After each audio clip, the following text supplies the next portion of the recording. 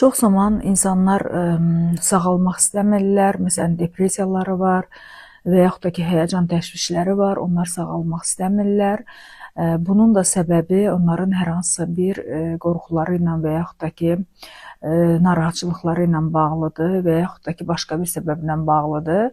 Məsələn, elə insanlar var ki, onlar depressiyadadırlar, onlar xəstədirlər və yaxud da ki, hər hansısa bir bədənlərindən bağlı xəstəlik var. Həkimə getmirlər, sağalmaq istəmirlər.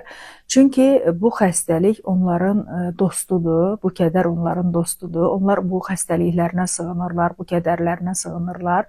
Çünki başqa bir dəstəkləri yoxdur, başqa bir dostları yoxdur həyatda.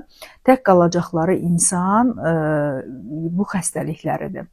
Və yaxud da ki, məsələn, adamın həyəcan təşviş pozuntusu var, həddindən çox həyəcan təşvişli insandır və onu sağaltmaq istəyirsən, kömək eləmək istəyirsən ki, bu təşvişdən, bu həyəcandan qurtulsun, amma o qurtulmaq istəmir. Məsələn, deyir ki, əgər məndə bu həyəcan təşviş pozuntusu olmasa, mən yaxşı işləyə bilmərəm və yaxud da ki, yaxşı məsuliyyətli ola bilmərəm. Bu kimi şuuraltı səbəblər var ki, onlar sağalmaq istəmirlər. Yəni, hər zaman ikinci mənfəət var. Buna görə də sizin o probleminiz, sizin xəstəliyiniz əslində boşuna deyil sizinlə. Bunun sizə bir xeyri var ki, təbii ki, indi dırnaq arası deyək bunu. Bəli, çox zaman da elə bu xeyirdir. Çünki insan yəni bunun hesabına bir çox şeylərə nail olur həyatında. Tutaq ki, xəstələnib, bu xəstəlik sayəsində o ailəsini qoruyub saxlamış olur. Məsələn, əri evə daha çox diqqət eləyir, ona daha çox diqqət eləyir. O düşünür ki, sağlam olsam, o evə gec gələr və yaxud da ki, mənlə maraqlanmaz, mənim qeydimə qalmaz. Yəni, diqqət alacaqları yer ancaq budur. Buna görə də bu cür şuuraltı olaraq bu cür kodlanıblar. Başqa variantları yoxdur. Onların başqa alternativləri yoxdur ki, başqa cürdə əslində mənim ərim mənə sevgi göstərər, diqqət göstərər. Onlarda ancaq bir alternativ var.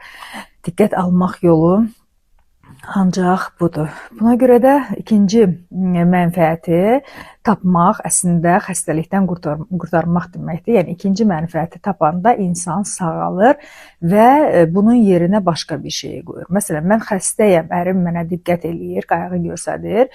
Bir də var ki, mən daha işgüzaram, daha məsələn, maraqlıyam onun üçün, bu cür eləsəm də onun mənə diqqəti artar və s. kimi də dəyişəndə problem həll olmuş olur. Yoxsa hər zaman bu ikinci mənfəətdə sığınıb qalanda ki, mən başqa cür diqqət ala bilmərəm və yaxud da mən başqa cür məsuliyyətli ola bilmərəm, həyəcan təşviş mənə məsuliyyət verir, həyəcan təşviş olmasa mən iş görə bilmərəm, həyəcan təşviş olmasa mən uğur qazana bilmərəm. Bunun da əvəzinə başqa bir düşüncə qoymaq, daha sağlam bir düşüncə qoymaq ki, mən vaxtında öz işlərimi görürəm, gündəlik üzərimə düşən nədirsə onu edirəm